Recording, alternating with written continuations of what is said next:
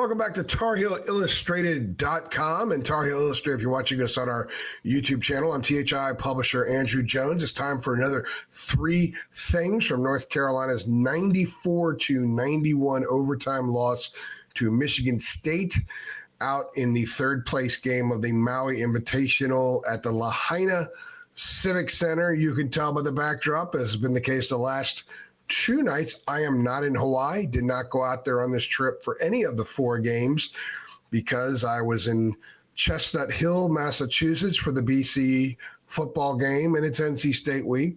So I generally prioritize football in this week. We do have someone in Maui, and we had a stringer in Honolulu. We have someone, Mark Crowder, who has helped us with some stuff over the years, lives here in North Carolina. He is in Maui. He's been doing some good work for us there. And, of course, we got the NC State football game this weekend. Oh, by the way, there was some big news. So it worked out really well that I was here to handle that big news and the grind that goes with it. Anyway, the grind for the Tar Heels tonight was dealing with Michigan State.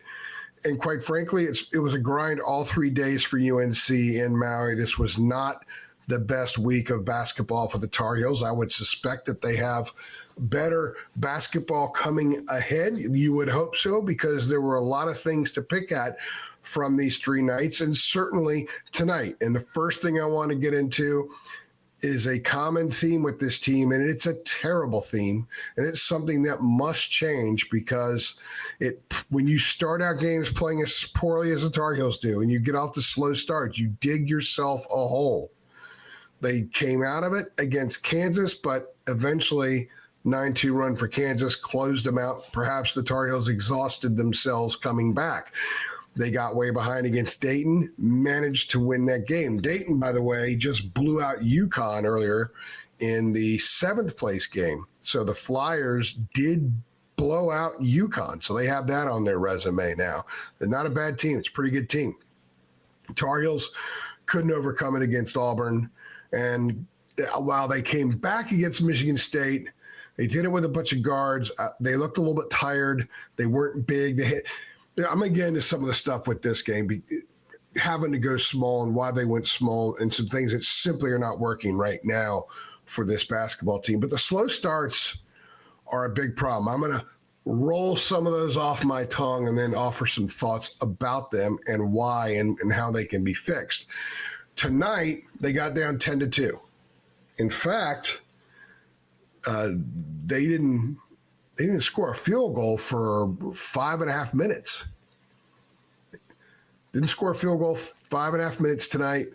They were down 25-13, 40-26. That was the largest lead, I believe, for Michigan State. 43-34 at the half. Only a 9-point deficit. And you say only 9 points because the previous two nights deficits.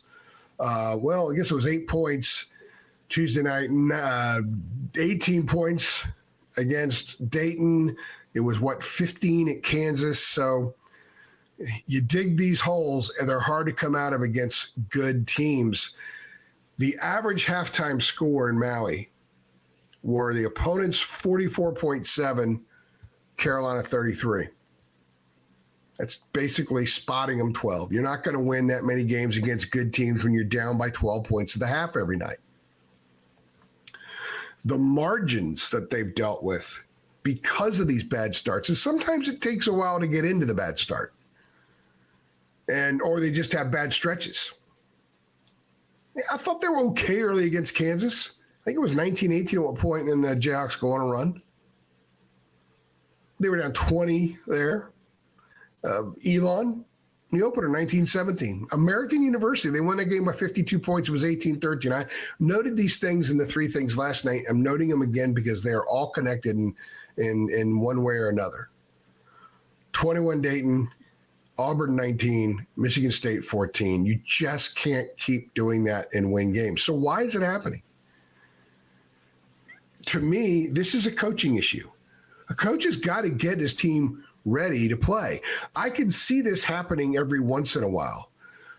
But Hubert was asked about the slow starts in Chapel Hill before they went to Hawaii, and he dismissed it. this is something that must come up next week because they got Alabama coming in next Wednesday, and Alabama starts on fire. I mean, they are perking big time when they take the floor. That is a dangerous team to get off to a slow start against. They can bury you early and make it almost impossible to come back against. This club has to get off to a good start in that game, and they've shown no indication that that's in their fiber. So the head coach must do something different to get his team going early. Getting off to a good start ain't going to win you a game, but it can lose you a game. And for the Tar Heels to repeatedly have this problem, you got to wonder where the leadership on the roster is when they have those moments alone. Guys, we can't get off to this start again and do it in a way that a great leader can. Who's that leader? Who's that voice? And then the coach needs to do it with a different tone, with a different theatric.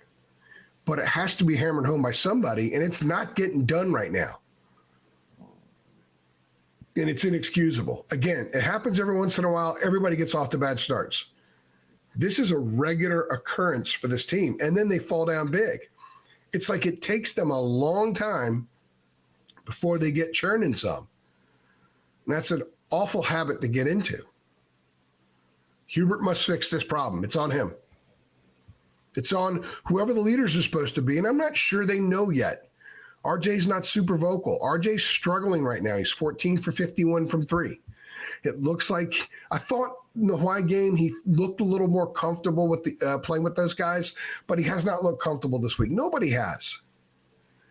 The guards just dribbling like crazy, and we're going to get into that in just a minute. But if they start the game and it's dribble, drive into the lane, crash, fall to the ground, and they just get out of sorts so quickly. It takes a long time to get in sorts, and even sometimes when they do, it's just for flashes. This is a major, major problem that must be fixed. Number two, second thing here on our three things, the Tar Heels were forced to play small again tonight. And you're probably going to see a lot of it moving forward because, let's be honest, their five best players are guards. If you're going to call Drake Powell a guard, and he is. He calls himself a guard, but he's finding himself playing the four-man a lot more than the three-man. Now, he can be effective in doing some good things and causing some mismatches for opponents, but he's not going to bang in a way where he's awfully effective like a four should be because he's not the prototype. And then one of the reasons they have to go small is because there are two players on this roster that everybody in that program expected a whole lot more from, and they're not producing. First of all, Jalen Washington had 11 points in Maui. He had no points and 2 rebounds against Michigan State. He came out of the game with 16:33 left in regulation and only returned with 0.4 seconds left. Basically didn't play the rest of the game. Did not score, had 2 rebounds. He didn't start the second half the other night. In the last 2 games, he's got 2 points. Now, he did have 7 rebounds tonight. So, and I thought that there was a concerted effort to play a little bit more brawn, but it's not enough. They need more from Jalen Washington. They expected a lot more from Jalen Washington. You could say what you want about what happened with the portal, and that's not even a conversation right now because none of those guys are on this roster. The staff thought they would get a lot more from Jay Wash. His one really good offensive game was against American, and everybody had really good offensive game that night. 11 points.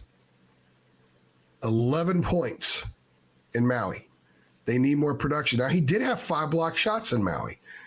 But what I find interesting is that when people say, well, they don't have a rim protector, but he can block shots, and he can appear to be a form of a rim protector at times, but teams are bodying into him. They're going right at him. I mean, Christensen from Hawaii went right at him. So Jalen must become a brawnier player, a much more physical player. He's got to get stronger. And so being a rim protector isn't just blocking some shots. It is defending the rim area, making shots at the rim and the paint more challenging. He's not doing a consistently good enough job of that. Now, in fairness to him, he is in it very much in an adjusting period because of how much time he missed because of the injuries and playing behind Armando. And I'm going to say it, it's still November and he's got time. But I think the clock has to speed up on him because this team could lose some games that make it very damaging and difficult for whatever they are trying to achieve later in the year. You got to worry about resumes right now. And they had a chance to get a pretty good one tonight, didn't do it. They got one against Dayton, but now they got Bama at home, and I don't want to go off on the whole resume thing, but I'm going to because this is connected. They've got UCLA in Madison Square Garden, and they've got Florida, which is pretty good and very long. They got them in Charlotte. Those are the opportunities to get some resume-enhancing wins before ACC play starts. And when you look at the ACC, there's not a ton of opportunities in that league. So they need Jalen Washington to kick into high gear. Yeah, it's November. I've been saying that for a couple of weeks, but now that we've seen 7 games, now that we've seen where the warts are and what they are, some of these things need to work themselves out quicker than perhaps people thought would have been satisfactory. I think the staff figured that they would be better up front as Jalen comes along. Now it's a dire situation in many respects. The other guy is Cade Tyson. Cade's not even in the rotation anymore. That is a shocking, shocking development because when he committed and signed back in the spring, they were convinced they had their outside guy. They had their guy that could space the floor. They had a guy who's got a little grit in him. They had a guy that can rebound, good offensive rebounder. He's got stuff in his game. But in their 3 games against power conference teams, and Dayton as a basketball program is a power conference type team. They would, if they went into the Big Ten or Big East right now, which they probably should, they would be very competitive right away. They'd be a good team in that league. But in the games against Kansas, Auburn, and Michigan State, the big name clubs, Cade Tyson has played a minute 3 against Kansas, a minute 28 against Auburn, and a minute 40 against Michigan State. And what's alarming about that is they were way behind in each of those games. They needed a guy that could rain some threes and get them back in a hurry. And he wasn't an option for that. Clearly, Hubert Davis has lost a tremendous amount of confidence in him. He can earn it back by the kid has to play well, but I don't think Cade's playing with a whole lot of confidence. He had, 20 points in 37 minutes against American and Hawaii, but one of the things I talked with somebody about before the Dayton game, those were the kinds of teams Belmont played. So he put up numbers kind of like he did at Belmont. The last 3 nights are teams at a much higher level than that were in Belmont's conference. I mean, we don't know if he struggled. He did have an ugly shot the other night because he didn't play much. So Hubert doesn't trust him in those games. They need to come from behind. The guy they got out of the portal in the spring to be their shooter, to be their other shooter, is not even playing to be the shooter. So because of that, they have to play small. Think about it. If Jay Wash was on track, they could put him out there. If Cade Tyson was who they thought he would be, he's out there. You're at 6'10 and 6'7 out there. Then you can mix and match and keep those 3 in the backcourt, those 3 spots a little bit fresher between the 5 guys that are playing it. Now you got to use 4 of them, and you got to play Drake Powell played 33 minutes tonight. Got to play him at the 5. 33 minutes, he had 1 rebound, and he's your 4-man. This team's got some stuff that needs to be worked out. No doubt about it. They're fun when they're small at times, but they're also giving up a lot. The third thing is I found fascinating digging up the numbers tonight that the first half issues that this team has encountered isn't so much because they're not shooting well, although they're in the 43% range or something in the first half against Kansas, Dayton, Auburn, and Michigan State. So they're not great, and they're not great defensively because those four combined are shooting around 51% in the first half. But what it really comes down to, the difference between being down maybe 5 in those games and being down an average of 12 in those games, is these two stats right here that are connected. Number one, turnovers in the first half. Carolina had 6 tonight, and it led to only 5 points off turnovers by Michigan State. So it wasn't super damaging. But in the aggregate, and I'm connecting all these games because I think that is where we're learning a lot more about this team than the other games. In the 4 games that I mentioned, Carolina has 30 turnovers in the first half to the opponent's 11. The opponents have 44 points off those 30 turnovers. Carolina has 8 off the opponent's 11 turnovers. So it's a 30-11 difference in turnovers. Arrow in favor of the opponents. It's a 44-8 points off turnover difference. Arrow in favor of the opponents. There you go.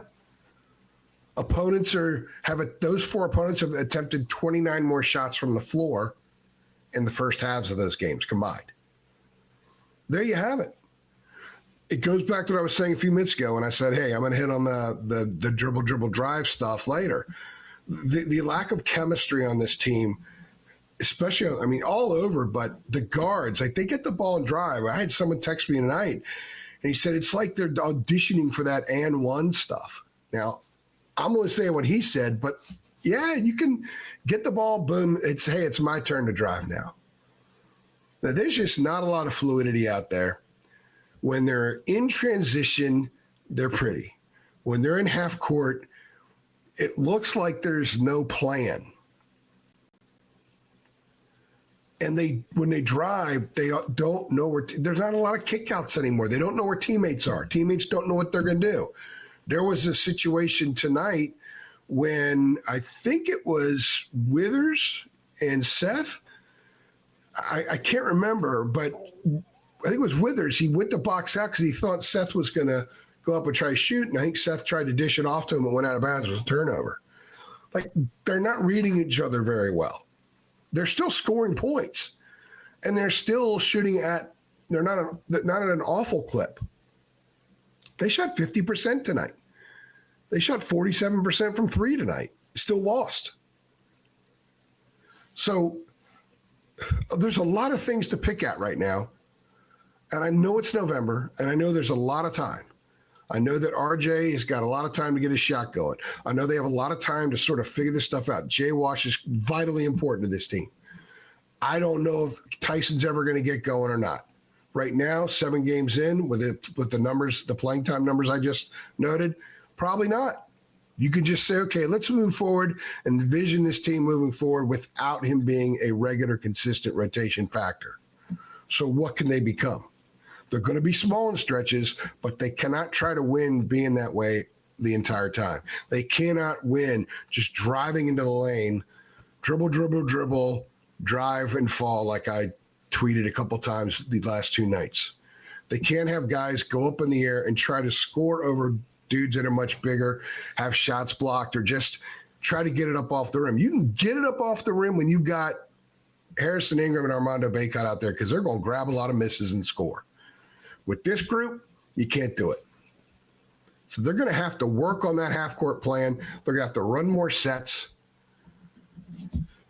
and start games better. I mean, the laundry list is long right now, and I know that you guys have a lot more. I'm not going to get into every one of them because I've already gone 20 minutes on a solo 3 things, which is entirely too long. But I think there's a reason to be concerned. But you could be optimistic in that the parts are fantastic. It's a long season. December's here in a couple of days. The next game will be December, 4th? And there are plenty of opportunities for this team. But right now, there's some glaring things need to be fixed. And they need to be fixed ASAP because they need to take care of some of these opportunities for the resume coming up, especially when you consider the fact that Raleigh is one of the opening weekend sites. It would be a damn shame for Raleigh to have NCAA tournament games in the first and second round, and North Carolina be somewhere in like Boise. We all know the history when this program starts in state. So anyway, I'm going to ask you to like the video. I'm not going to give you any reasons why, other than I hope you like the video. I hope you absorbed the numbers I threw at you, did a lot of research with these numbers. And if you agree with a lot of these takes, go ahead and like this video. If you disagree, like the video and let me know. And I know there are more things to add to it. And I know I went pretty negative tonight, just like I did last night. But the performances warrant that. And by the way, one very quick positive. With all that, they lost in overtime to a good team tonight. They still beat Dayton the other night. And they got it to under 10 with 3 minutes left against Auburn. And Auburn might be the best team in the country. That's why you should be optimistic, because if these things get fixed, this could be an outstanding basketball team. It's not an outstanding basketball team right now. Not at all. But it still can be. I'm AJ, and I appreciate you stopping by.